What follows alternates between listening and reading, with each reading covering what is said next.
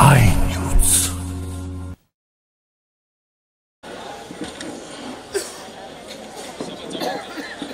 आजच्या ह्या विजयी संकल्प सभेसाठी जमलेले माझे बंधू आणि भगिनींनो आणि सर्व माझ्या अपक्ष पक्षाचे अन्यायाने पीडित सर्व उमेदवारांना, आता काल परवाची ती एक सभा झाली. कारण वेळ थोडा आहे त्याच्यामुळे डायरेक्ट सुरुवात करतो. काल इथे सभा झाली. आम्ही 40 वर्षापासून इथे सभा घेत आहोत. तेव्हा एवढे लोक राहायचे नाही, 2-4 तरी बसलेले राहायचे. तेवढ्यापासून आम्ही इथे सुरुवात केली आणि आज हजारोच्या संख्येने इथे ही जनता जमलेली. याच्यात काही वर्षापासून इथली सभा बघणारे बरेच नागरिक आहेत. बरं, परवाची जी सभा झाली तुम्ही व्यासपीठ बघितलं असेल, एक तरी खानदानी भारतीय जनता पार्टीचा चेहरा तुम्हाला दिसला का? तुम्ही सगळा दिसला का? एकही नाही. अहो, हे कमळाचं घर आम्ही बांधलं, हे घर आम्ही बांधलं. अहो, रात्र कष्ट घेतले. या तालुक्यात दगड जरी काँग्रेसने उभा केला तर तो निवडत होता. आणि ही मजल करत करत आम्ही त्यांना 1998 सालापासून इथनं हद्दपार करायला सुरुवात केली. पहिला खासदार आम्ही 98 मध्ये साहेबराव बागुल या रूपाने निवडून आणला. त्याच्यानंतर जर रीग लागली 5 खासदारांच्या नामदार, जिल्हा परिषद, पंचायत समिती. आणि एक सांगतो, ज्याचा फोटो घेऊन हे लोक मत मागतात ते आमचे अर्जुन आप्पा आहिरे. या बागलाण तालुक्यात चांगल्या पद्धतीने जी भारतीय जनता पार्टी रुजवली ते स्वर्गीय डॉक्टर दौलतराव आहेर बाबा, अर्जुन आप्पा आहिरे, सुभाष ततार, दयाराम नाना, नितीन देवरे आणि आमच्या त्यांच्यातले अजून बरेच बिचारे निघून गेले आमची टीम. ते सुद्धा वरून बघत असतील की काय ही दशा आहे, काय ही कमळाची पार्टी आहे. एवढ्यासाठी आम्ही त्यावेळेपासून रुजवली का? पण सांगायचं एक तात्पर्य सांगतो. त्या अर्जुन आप्पाच्या मुलाला त्यांनी इथे स्टेजवर बसवलं. इतकी विकास कामं केली, इतकी विकास कामं केली, हे केलं, ते केलं, फलानं केलं, सगळं केलं, समजलं, विकास केला. अरे, एखाद्या चौकाला तरी अर्जुन आप्पाचं नाव दिलं का? एखाद्या रस्त्याला तरी अर्जुन आप्पाचं नाव दिलं का? काही हरामखोरांना त्याच्या नावाने मत मागण्याचा अधिकार आहे. अरे, ज्या बापांनी ही पार्टी उभी केली त्या बापांचं नाव तुम्हाला द्यायला लाज वाटत असेल, याचा अर्थ तुमचा विकास फक्त स्वतःचा विकास होता, या गावाचा विकास नव्हता. त्या वेळेला आम्ही दरदर भटकत होतो. तिकिटासाठी मुंबईला जा, इकडे जा, तिकडे जा. गिरीश भाऊंना भेटलो, देवा भाऊंना भेटलो, रवींद्र चव्हाणांना भेटलो. त्यांनी आम्हाला पहिले असं सांगितलं, जो मेरिट मध्ये आमच्या सर्वे मध्ये येईल आम्ही त्याला तिकीट देऊ. अहो, ज्यांच्याकडे जेव्हा सर्वे गेला रुपाली 65% समोरची पार्टी 35%वर होती. जोकलंही 4 वर्षापासून आम्ही या पार्टीसाठी सारखं सदैव फिरत होतो. 40 वर्ष आयुष्य घातलं, पण हे रिझल्ट गेला पाहिजे म्हणून 4 वर्षापासून आम्ही झटत होतो. हे झटत असताना आम्हाला नेत्यांनी हे सांगितलं, मग आम्ही इथे झटायला सुरुवात केली.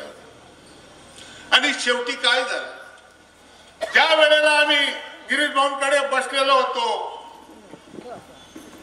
तर खेदाने सांगावं असं वाटतं की ते सुद्धा काय म्हणायचे की बुवा तुमचे आमदार ऐकत नाही, आमदारांनी त्यांना असा दम भरला, त्यांनी त्यांना समजवण्याचा प्रयत्न केला. अरे बाबा, कशाला हातातनं एक शीट घालवतो,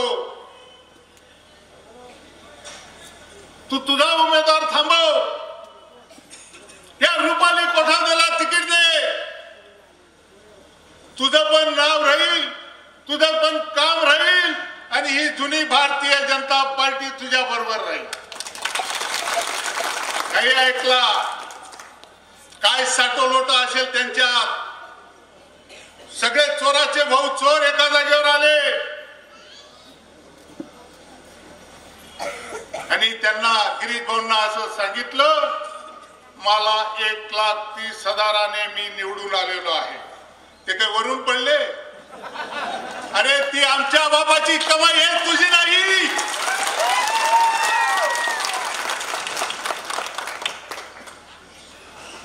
आणि माझ्या मतदारसंघाचा निर्णय मीच घेईन. तुम्ही माझ्या मतदारसंघामध्ये जिल्हा परिषद असो, पंचायत समिती असो किंवा सटाणा नगर परिषद असो, जे मी करेल तेच करेल. मी ज्याला तिकीट देईल त्याला. पण ते चुकी करून आलेले तिथनं. त्यांनी सांगताना एक चूक केली, भाऊ माझा उमेदवार जर पडला तर मी तुमच्याकडे तिकीट मागायला येणार नाही. आणि माझ्याच माणसाला तिकीट दिले नाही तर मी राजीनामा देईल. भाऊंना म्हटलं आता जे झालं ते झालं, तिकीट त्यांना देऊन टाका आणि आम्ही या व्यवस्थेला लागतो. म्हटलं की आपण तिकीट मागायला येणार नाही, आपण घरी बसवतो म्हटलं. त्याचं कारण एक, अर्जुन आप्पाची कायमची म्हण, तो एक रत्नपारखी होता. देश बाबा अतिशय रत्नपारखी. अशा माणसांची टीम बनवली की ज्या खऱ्या भारतीय जनता पार्टीच्या कार्यकर्त्याच्या परिस्थितीमध्ये आजपर्यंत कधी फरक पडलेला आहे. जे कपडे आहेत तेच आहेत, जे बूट आहेत तेच आहेत. अहो अर्जुन आप्पा पण 5 वर्ष नगरसेवक होते, बाळासाहेब जगन्नाथ होते. लोक इथले नगर अध्यक्ष नव्हते असं काही नाही. त्यांच्या परिस्थित्या बघा आणि यांच्या परिस्थित्या बघा, काही लिमिट आहे. अहो ज्यांनी त्यांना जन्म घातला त्यांना तडी मारून इकडे आले, इकडे सुभाष भामरेकडे आले तर त्यांना तडी मारून त्यांना घरी पाठवलं. आता या भाऊने खिशात घातलाय तो, याचं काय होणार आहे तुम्ही सांगा.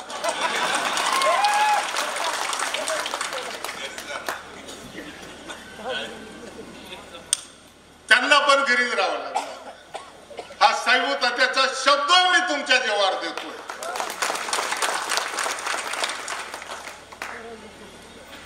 आणि ते बोललेले साहेब दादा कशा तरी मरता मरता वाचाडा म्हणे सुभाष भामरेने. तू कितला दिवस आरोळ्या मारणार? त्याला म्हटलं टायगर अभी जिंदा आहे.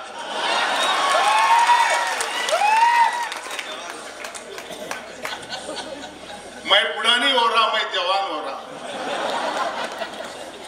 67 वय म्हणजे म्हातारपण नाही. मैं बुढ़ानी हो रहा, मैं जवान हो रहा हूं.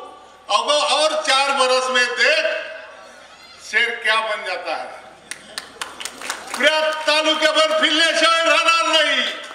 ज्यांनी या माझ्या वाघांचा घात केला त्याचा घात केल्याशिवाय साविताच्या काम.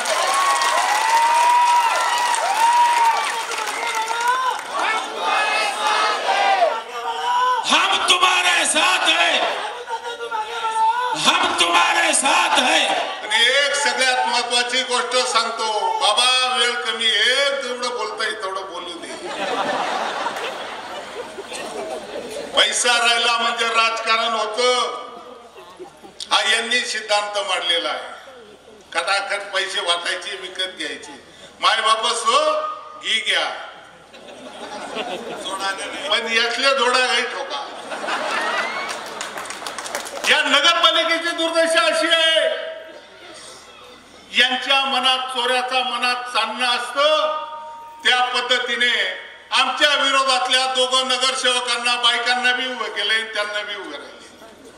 त्याचं कारण असं आहे, यांनी जर आपल्याला वरून हाकललं, आपण खाली का अशाला राहिलं पाहिजे, तेवढ्यासाठी ते खाली उभे आणि बायकांना वरती उभे. याच्यावरनं त्यांच्या परिस्थितीची जाण तुम्हाला आली अशी. त्यांचा स्वतःवर विश्वास राहिलेला नाही की आपला नगराध्यक्षाचं सीट निवडून येईल. बॉस अनेक षडयंत्र झाली, आमचा सोनोने पॅटर्न आणण्याचा प्रयत्न झाला, अजून चालू आहे. अरे अकेला शेर नहीं, ये दत्तू नाना है, ये दयाराम नाना का छावा है. असे अनेक सोनोने आमच्या बरोबर पण आहे. याच्यातनं तुम्ही आम्हाला दम देऊ नका.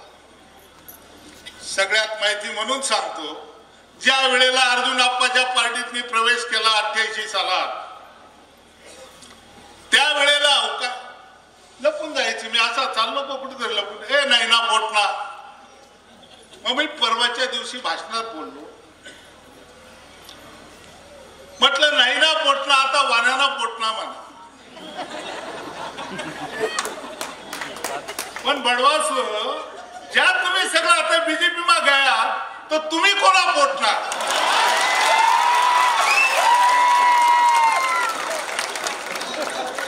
यांना बाप माहित नाही. एक अजून काँग्रेसमध्ये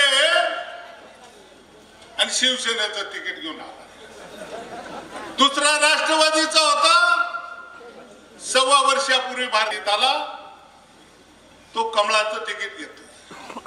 आणि ज्यांनी बिचाऱ्यांनी अहोरात्र इथे कष्ट करून ही सत्ता क्रांत केली, काँग्रेसचं उच्चाटन केलं, आज एक पक्ष इथे दिसत नाही. अशा परिस्थितीत त्यांनी हा सगळ्यात मोठा धोका पत्करला. काय की आम्हाला शेर देऊन जालियनवाला बाग सारखा खड्डा उडून टाकले, सगळे मारून टाकले, आपलं कोण काय करून देणार. अरे मर्दांनो, जालियनवाला बागेचं त्या क्षेत्रात त्यावेळेला ते गाफील होते. पण आताच तुम्हाला सांगतो, आता महेश बोलला, मंगेश बोलला, आपली जेवढी व्यक्ती आतापर्यंत बोले, आरटी सर बोलले, काय वाटतो यांच्यामधली चुनूक तुम्हाला? हे धारातीर्थी पडणार आहेत का? यांना मशीन गनने उडवल्याशिवाय आम्ही राहणार नाही. आणि विकासाचं बोलतो, विकास विकास विकास विकास विकास विकास. तिच्या आईला विकास नावाचं पोरग धुळ्याला जन्माला आलं सुभाष भामरेच्या पोटी, आणि हा इथे पेढे वाटून राहिला. हे पाणी मी आणलं म्हणजे त्या आईला या गुरख्यांची गंमत झाली. अरे तुला फक्त गुरखा ठेवला होता इथे, गुरखा. पैसा या बापाने आणला होता, या सुभाष भामरे बरोबर साहेबराव सोनवणे होता. त्या वेळेला आम्ही 2011ला इथे निवडून आलो, त्यावेळेला आपल्या चव्हाणताई नगराध्यक्ष होत्या. त्यावेळेला हा पुण्याचा विषय आला, त्याचा सूचक सुद्धा मी आहे. त्यावेळेला बाबा निवडून आले 2014ला, त्यावेळेला ती सर्व फाईल घेऊन आम्ही मुंबईला गेलो बाबांसोबत. मी, बाबा आणि प्रशांत पाटील, आम्ही 3 लोकांमध्ये होतो. सीएम कडे जास्त लोकांना येऊ देत नाही. मी 15 मिनिटात त्यांना सर्व ते समजून दिलं. बाबा म्हणे मला काहीच माहित नाही, तुम्ही सध्या समजून द्या. ठीक आहे, मी त्यांना सगळं समजून दिल्यानंतर आणि पूर्ण स्टोरी सांगितल्यानंतर त्यांनी ताबडतोब त्याच्यावर हे मारली आणि लोणीकर साहेबांकडे पाठवलं. आणि लोणीकर साहेबांना आमच्या समोर तिथं फोन केला, याच्या चांगल्या याच्याकडनं एस्टिमेट करा, किती बजेट येतं ते बघा. आणि त्याच वेळेस त्यांनी आम्हाला शब्द दिला की तुमची पाईपलाईन आम्ही मंजूर करून देतो. पण बाबा खरा विकास पुरुष, डॉक्टर सुभाष भामरे हा खरा विकास पुरुष, हा माणूस थांबला नाही. लोणीकरच्या मागे लागून लागून लागून एस्टिमेट तयार कर, हे तयार कर, पूर्ण प्लॅनिंग तयार केलं. पूर्ण प्लॅनिंग तयार केलं आणि रात्रीच्या 2 वाजेला सीएम साहेबांची भेट घेऊन त्या फाईलवर सही घेतली आणि पैसा वर्ग करून घेतला. कोण येत होते? हे तर आपण गुरखे ठेवलेले होते. इथे योजना कोणी आणल्या, नाव कोण सांगतं? आता म्हणायचा भाग तो नाही. सांगतो तुम्हाला, या लोकांवर अन्याय झाला. बरं झालं मी फॉर्म भरला नाही. पण मी तुम्हाला वचन देऊन, मला गिरीश महाजनांनी एक सांगितलंय, सोनवणे साहेब तुम्ही तुमचं सीट निवडून द्या. तुम्ही सांगाल त्या पद्धतीचा निधी, सांगाल त्या विकास कामांना आम्ही आणून देऊ. त्याला सांगितलं, तो ऐकला नाही. पण जर तुम्ही मला सीट निवडून आणून दिलं तर तुमच्या नगरपालिकेला कुठलाही निधी कमी पडू देणार नाही. ही ग्वाही आम्हाला त्यांनी दिलेली. दुसरी एक गोष्ट, काल सभा झाली इथे धनुष्यबाणाची. सुकडीत गाड्या, तिकडे गाड्या, इकडे गाड्या, गर्दी, सगळं लेबर 500 रुपये रोजने भरून आलं. इथे एखादा आहे का लेबर? दाखवा म्हणा. एक खानदानी मतदार आहेत सर्व.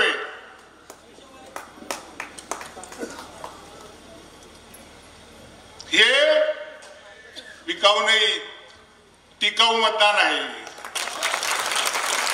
टिकाऊ. आणि विषय काय झाला तिथे, मला तिथली आतली गोष्ट समजली. ते जे गाड्या भरून आणल्या ते गाडीतनं खालीच उतरायचे नाही. त्याचं कारण असं होतं की त्यांना पेमेंट गेलेलं नव्हतं. हे माझ्या डोळ्यासमोरची गोष्ट आहे. आता मी तिथल्याच प्रभागात राहतो. तुम्ही ज्या ठिकाणी बसलो होतो त्या शेजारच्याच बंगल्यातनं मला फोनचा आवाज येत होता. अरे ती गाडी थोलाकडे जाना, पहिले पैसा वाटून दिसले, आणा ना साहेब, तिथनं निघणार ना. इतका मोठा तमाशा चालू होता. पण तो एकनाथ शिंदे पण फार बेरकी. ते दररोज सभा घेतात. ते या राज्याचे मुख्यमंत्री राहिलेले, हुशार माणूस आहे. त्यांनी जेव्हा सर्व पब्लिककडे नजर फिरवली आणि मग त्यांना एकाला हळूच करून विचारलं, का रे बाबा इथे मतदार किती आहेत आणि वाहून आणलेले किती आहेत? अशा यांच्या अवस्था आहे. रुपाली घाबरू नको, निवडून तर आपणच येणार, आपली टीम येणार. घाबरू नको.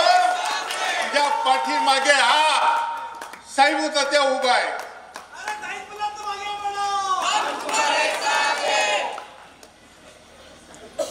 पण ही जबाबदारी आता मी तुमच्या सगळ्यांवर टाकतोय. सगळे तुम्ही मतदार राजांनो, या रुपाली आणि तिच्या टीमला निवडून द्या आणि सटाण्याचा खरा विकास तुम्हाला इथे आम्ही आणून देऊ. आणि ही जबाबदारी आता तुमच्यावर टाकतो. तुम्हाला जर खरा न्याय पाहिजे असेल तर आमच्या टीमला निवडून द्या, एवढीच तुम्हाला विनंती करतो आणि माझे 2 शब्द संपवतो. जय हिंद, जय महाराष्ट्र, जय हिंद. आपल्या आय न्यूज चॅनलला सबस्क्राईब करण्यासाठी बेल आयकॉनला क्लिक करा आणि बातम्या वाचण्यासाठी प्ले स्टोअरवरून आय न्यूज ॲप डाउनलोड करा.